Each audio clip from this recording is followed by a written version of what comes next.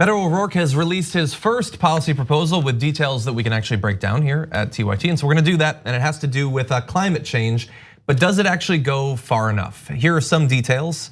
The plan begins with proposed executive actions, including rejoining the Paris Climate Agreement on day one and moving quickly to raise efficiency standards for buildings, cars, and appliances.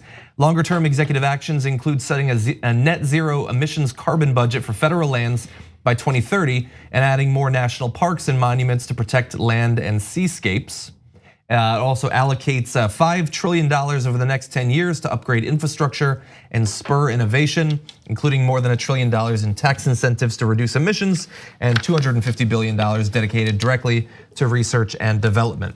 So overall, what he says he's hoping to do is guarantee the United States becomes a net zero emissions country by 2050, including by instituting a legally enforceable standard in the administration's first 100 days, with a goal to get there, or at least halfway, by 2030. So I'm gonna tell you my number one concern with this plan, and then I'm curious what you guys think about it.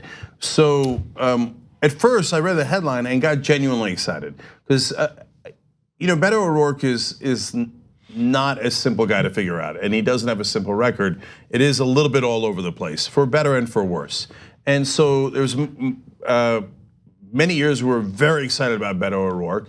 And so, for example, he took a not only no corporate PAC money pledge, but a pledge not take money from fossil fuel executives. Then he broke that pledge and said he's not going to honor it anymore. But then in this plan, he says we're going to get rid of all fossil fuel subsidies.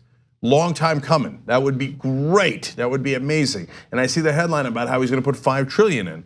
I go, well, that's terrific. So maybe old Beto's back. You're reading the details. Look, there are good things in there. There are. It's not, again, this is more of a gray issue than anything else. And I like that everybody's moving to the left to try to get to really take care of this issue. And it shouldn't be about left and right. It is, unfortunately, because the right wing denies science. It's about saving the planet and creating more jobs.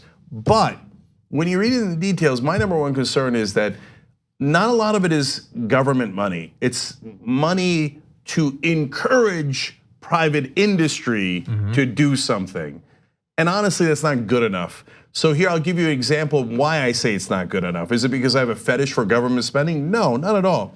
During the Eisenhower administration, they said, no, we're gonna build highways and bridges. And they created massive infrastructure that created an economic boom in this country. And they did it through the government. It was, in a sense, easier, and they didn't have to worry about who's gonna make a profit off of it, who's connected, the crony capitalism, et cetera. Now, juxtapose that to what's happening today with the infrastructure bill that Donald Trump and the Democrats say that they both want. They're very clear about it. Why isn't it getting done? Because Trump says, if we're gonna do it, I wanna privatize it, so you pay tolls the rest of your life to my friends who I give the contract to. Well, no deal, no deal. So this is, again, privatizing the gains and socializing the costs. Just goddamn it, have the government pay for it. Yes, we would pay slightly higher taxes, but we would have great infrastructure that creates more jobs, let alone saving the planet. So when I hear, oh, don't worry, I'm gonna get corporations to do it, no, I'm worried. At a bare minimum, they're middlemen who are going to jack up the price to make more of a profit, which makes sense. They're private corporations, that's what they do for a living. But why are we paying extra? It doesn't make any sense to us. This one it's tough because, first of all, climate change is a hard sell in America. Americans don't understand it, they don't buy into it, they're short-sighted. We are historically short-sighted and like, oh, it's gonna cost me money. They're not thinking about 2050, the thing in here, like for instance, the national parks, like, I'm not worried about new national parks. Let's stop destroying the ones we have. We're destroying the national park. During the government shutdown, the parks where people just went in and went crazy because there were no park rangers to stop them, right? So they're running dune buggies all over the place and trucks and this and that. And the parks talked about the damage. And now, when you talk about private corporations, they're not gonna get involved till, like you said, till they see money in it. The minute Chevron sees more money in green than in fracking, then Chevron gets involved in green initiatives and so on. Or I don't know what kind of destruction of the planet people will have to see, because if you watch any of these documentaries, they show like, okay, this is what the heat's doing, this is where the ice melts, this is how the ocean rises, this is why the storms are worse, and this is why you're getting destroyed. People, like I said, they deny, said, nah.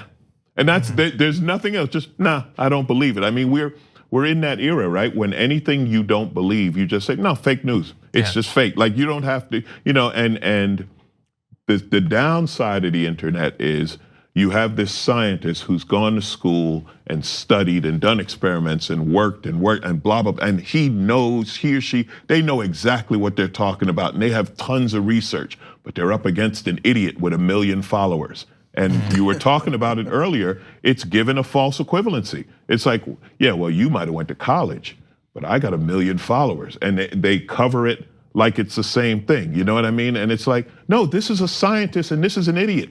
They're not the same, but they are the same. That's honestly, so when any of these climate change bills and stuff like that, to me, it's almost like you're aiming too high because you're talking to, you're trying to talk to America. In the presidential election, you're trying to talk to America. And unfortunately, if you want to talk to America, you got to aim low. You got to aim low to what they understand. They don't understand. I understand what you're saying and what you said about the government doing it. My biggest problem with anti-tax, anti-government people is the government exists for the common good. The government is not a business, it's not for profit, it's what you said. It's to build roads, it's to have public schools, it's to do things to take care of the people, to raise the entire population. Warren Buffett said to the Walmart family, without roads, no one gets to your stores. Yeah. So it's just slight disagreement on one thing. I hear what you're saying about going big. The flip side, Alonzo, is if you connected to something that they care deeply about, then they want you to go big. So that's another issue with this that I think AOC and Ed Markey's bill is better at, right? So what they said is, yes, well, this is going to create a lot of jobs. Government's gonna spend, we're gonna build this energy infrastructure, a new energy infrastructure, okay? And so, and that will naturally, and every economist agrees, they might not agree about where it comes out on taxes, what the costs are, et cetera, but they all agree it would create tens of thousands of jobs, if not hundreds of thousands of jobs. So then people go, well, if you're going big to create jobs, I kind of like that, right? So that's why I say it depends. And it seems like Beto's trying to split the difference, which is pretty Beto, but I'm curious what you think, John. Yeah, so look, I am glad that he is putting out literally anything because that is an improvement on what he and most of the other candidates have done so far, which is just give some speeches or whatever.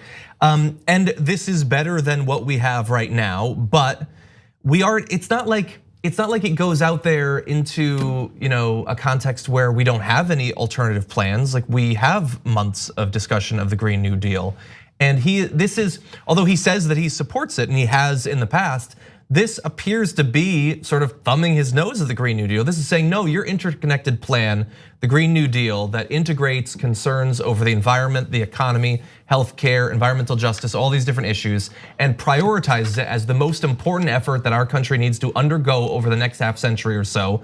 No, we're gonna put a bunch of money into these companies and hope that they innovate us out of this disaster. And maybe they will. It's better than what we've got right now. And look, the price per capacity of batteries and the efficiency of solar cells has been improving. The industries have been doing okay in some areas, but it's not enough by itself. And he seems to really believe that a private sector way of doing this is the solution. And it also worries me. Sunrise Movement have been talking to him for some time about these issues, and they tweeted on April 30, said we have to do everything in our power to get to net zero emissions by 2030, or as close to 2030 as we possibly can. There's not much debate around this, except that apparently there was, because within just a few weeks he had switched to 2050, which is not as close to 2030 as we possibly can. So that's him changing his position by 2 decades inside of 1 month. And we've seen him change on things before, on healthcare, fundamental shifts in what he thinks needs to be done to solve the problem. So when you combine the overall philosophy that seems to be going into this bill with his willingness to play fast and loose with what he says there's no debate on, he doesn't appear to me to be one of the people I would trust in this field on climate change. Yeah, so last thing, guys, nuance, right? So is giving a subsidy to a company never a good idea? No, that's not true. Under the Obama administration, they gave some subsidies to solar companies, and Fox News made a big deal out of it for a while, and then it turned out that those subsidies worked and actually got the money back to the government and created new industries. So it does work from time to time, and so then Fox News stopped talking about it. That was partly the so-called Solyndra scandal, and they're like, this isn't playing well, they're doing really well. So they put it away. So I'm not against some sort of mix here. And if Beto had proposed this 3 years ago, we would have given him a tremendous amount of credit because it would have been bold, it would have led the field, and it would have maybe led to some bolder plans like the Green New Deal. But today, in this context, it doesn't mean he's evil, it doesn't mean he's a bad guy, and it doesn't mean this is not an improvement on today, but it is definitely not the Green New Deal. It is a different proposal that largely relies on private corporations. 2, he definitely did move the goalposts by going to 2050 instead of 2030. And so within the context of the proposals out today, it is far less progressive. Yeah, that's the reality. Well, you know, just really quick, John, on moving it from 2030 to 2050, that's being a politician. There was some study that said they're not gonna buy 2030. Stretch it out. I mean, that's what they do, right? They come out with a policy and then they say it and then they listen to the feedback and then they're like, okay, let me adjust it. You know, so I can't fault him for that because that's just being a politician. It's just what they do. You know? And by the way, so the Sunrise Movement, obviously, I think one of the most important climate change related organizations around in America right now, they're going to be at the Democratic debates. And I had Varshini Prakash, the co-founder, on the Damage Report just a few days ago. And one of the things we talked about was, as you're watching these debates and as you're seeing the plans come out, how do you identify the people who take the Green New Deal seriously and those who are just trying to get its sort of cred without actually following what needs to be done to actually make good on it? And she had some great advice for that. So go to youtube.com/thedamagereport to find that interview. On the go? Don't worry, we got you covered. You can still listen to TYT at our new podcast network. Find us on Apple Podcasts, the Google Play Store, or at tyt.com/podcast.